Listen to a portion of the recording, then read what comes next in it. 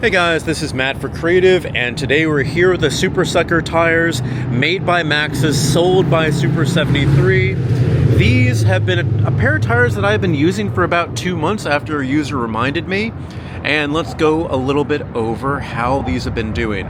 So I think what makes them unique is the tread pattern on these. You can see down the center you have a nice smooth line to kind of get like no roll resistance or very little roll resistance while you're in an urban landscape. And then across the edges, and I kind of thought that this was a gimmick at first, but you have these kind of like sucker points, which kind of like, they do a good job at kind of adhering to the road. Now, please, somebody let me know if something like this can actually suck on to pavement, asphalt, anything like this we have in an urban setting, because maybe I could be wrong. But what I would have to say about these tires, coming from using the Grizzlies, coming from using the Badgers, and if you know anything about the Grizzlies, they are basically, oh wow, that's really loud. Yeah, this is probably one of the worst places to not have a microphone, and I don't have it with me, but yeah, we're gonna continue on this.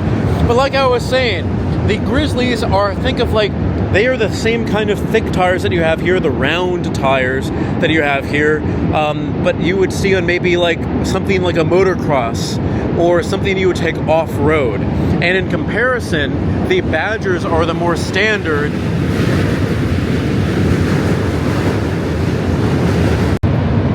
thick tires that really come with the stock S2s.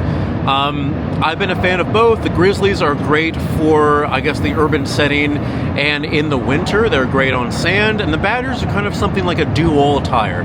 But when I got these tires, and you may have seen the video where I go on like a little road trip to Coney Island, I was trying to think, I want to limit my roll resistance, I want to go a little bit longer on the battery that I have, and I kind of just want a smoother ride in an urban environment. Now, I'd have to say, when you talk about New York as being an urban environment, you have to remember that there are potholes everywhere. There are little things that you'll run over. There's glass, literally like everywhere that we have, like there's glass over there. And things can be pretty dangerous. So what I think really would not work is a slick tire doesn't work whatsoever just for these types of bikes. Maybe you want no roll resistance, maybe you want to go very fast, but this is kind of that happy medium that just really, really works. And again, my thought is that this kind of tread pattern would be worn down pretty easily. But let's see at the front tire here. That tread pattern looks just about what it was when we first have it. I know there's another train coming here, but look at the back tires. Now this is where I would say you get the most wear out of everything, but these never had like a sucker pattern on them. You can see them kind of fade into that here. But what I would say is, when I'm riding, when it's a little bit wet outside, I always get worried, is the bike gonna handle me turning on pavement? On pavement and on asphalt, it is done remarkably well. Now, I think the thing is that you will always have issues with, no matter what kind of tire, and I think worse on a motocross tire is if you're turning on wet, slick metal. That still is going to be an issue here, but this is going to be better than the Grizzly tire. I just have to say, I've been very happy with this. It definitely has increased my battery life. Riding with a single battery after my second battery was stolen, RIP, but I've been very happy with this, and this is something that I would recommend. I know that they are the most expensive tires at $110 per tire in comparison to the Grizzly tires that were much less expensive. Oh, not much less, I think they're $90. You can get cheaper options. You definitely can get cheaper options. You don't have to buy them straight from Super73, because again, sold by Super73, made by MAXXIS, branded as the Supersucker tire. But there are other tires out there. But if you're willing to spend this much money, these have been fine. I have ridden through glass unintentionally, been like, oh crap, I'm going through it anyway, and it's still here.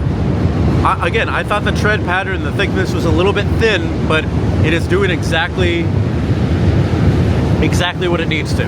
So anyway, guys, if you have any comments or questions, don't forget, I'm riding this bike in an urban setting in New York City with everything that means, and I'm using an S2. And for me, I tend to feel these. I'm trying to get close to the mic so I don't have to stop this again.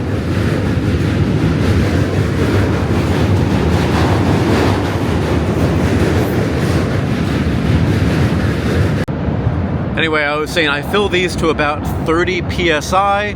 They do well with that. I like a nice hard tire because I do have front shocks, although I do know that it makes it a little bit rougher. I don't have any back shocks, but if you have maybe one of the Z's or a different type of bike that doesn't have shocks, maybe keep it a little bit deflated, maybe about 25, maybe 20 if you want to do that. That really does help with like the bumps in the road. But for me, I like to have it like a solid 30. You can go up to 35, but I wouldn't really recommend that. That would make it kind of prone to pops, a little bit more prone to pops. Anyway, guys, any comments or questions, put in the comment section below. Don't forget, I'm on Instagram and Threads at M8B9, creative.ny, creative.reviews, and you can email me at creativenyc2024@gmail.com. Thank you so much for watching, guys, and well, there's another train. I can hear another train, and that's it. I'll see you next time. Wait, let's get a good clip for the thumbnail.